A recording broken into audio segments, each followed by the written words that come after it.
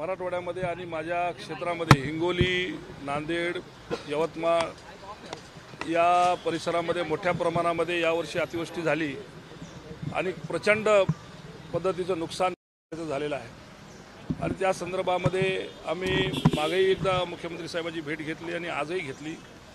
या संदर्भामध्ये भेट घेतली की आम्हाला ओला दुष्काळ जाहीर करावा आणि भरीव मदत शेतकऱ्याला दिली पाहिजे, 50,000 रुपये हेक्टरी मदत दिली पाहिजे। आणि आज पाऊस 1-2 दिवस उघडला तर आता आमच्या शेतकऱ्याची परिस्थिती अशी परिस्थिती झालेली आहे की सोयाबीन काढायला गेलं तर सोयाबीन काढायसारखी परिस्थिती नाही आहे किंवा काढायला गेलं तर त्याला पुरतसुद्धा नाही आहे। म्हणून अजून एकदा सरकारला आठवण करून द्यावी म्हणून मी आज साहेबांची भेट घेतली।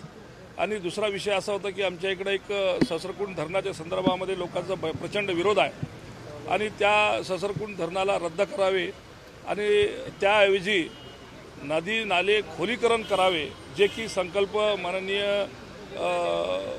देवेंद्र फडणवीस साहेबांचा आणि आमच्या युती सरकारमध्ये ज्यावेळेस असताना उद्धव साहेबांचा होता आणि साहेबाला सुद्धा त्याची जाणीव असल्यामुळं आम्ही ते नाला खोलीकरण नदी खोलीकरण करून घ्यावं आणि हा ससरकुंड धरण रद्द करावं या मागणीसाठी मी त्याची भेट घेतली। परंतु 50,000 हेक्टरी मदत जी आहे ती शेतकऱ्यांना मिळावी याकरता तुमच्या पक्षाकडनं मराठवाड्यामध्ये आंदोलन केलं जाणार आहे।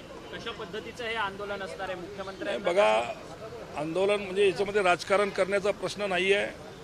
अतिशय शेतकरी अडचणीत आहे आणि त्या अनुषंगानं जे काही करता येण्यासारखं असेल ते सर्व गोष्टी आम्हाला कराव्या लागणारच आहेत, कारण लोकप्रतिनिधी म्हणून आमचं ते कर्तव्य आहे आणि आम्हाला त्या शेतकऱ्याच्या पाठीशी उभं टाकणं भाग आहे। त्यामुळं एकदा सगळं सांगून झाल्याच्या नंतर मग दुसरा जो पर्याय असतो तो करावा लागेल।